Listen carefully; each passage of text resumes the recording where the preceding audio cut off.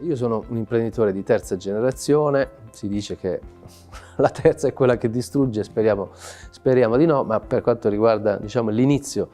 dell'avventura, insomma, della nascita della Rivera, quindi posso raccontare un po' quello che è successo a mio nonno. Diciamo che l'azienda è nata l'azienda vinicola è nata su un'azienda agricola che era già esistente ed era di proprietà della famiglia di mio nonno, quindi in un certo senso la parte del capitale, no, dei vigneti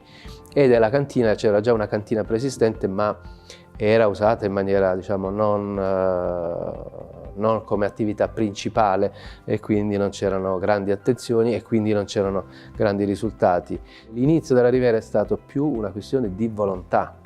no, di avere un obiettivo, cioè quello di produrre e commercializzare vini pugliesi di qualità, cosa che fino ad allora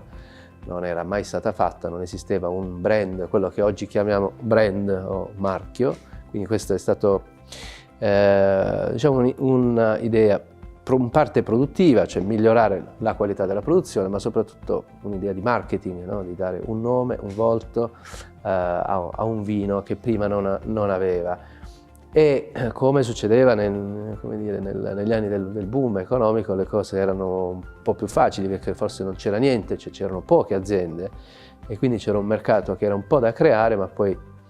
non c'erano grandi realtà con cui competere, ed è tutto cominciato, diciamo, in piccolo, come una piccola avventura, una piccola scommessa che poi pian piano ha preso piede. Quindi diciamo che sotto l'aspetto dell'investimento iniziale probabilmente non c'è stato una grande necessità, no, di capitale, perché i vigneti già esistevano, la cantina già esisteva, è stato più una questione di volontà e di visione piuttosto che di capitali, cosa che invece, diciamo, oggi nella produzione dei vini l'aspetto patrimoniale è molto importante,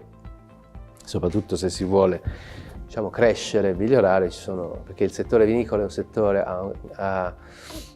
in cui c'è bisogno di fare investimenti a lunghissimo tempo, sia per quanto riguarda i vigneti hanno una vita, diciamo,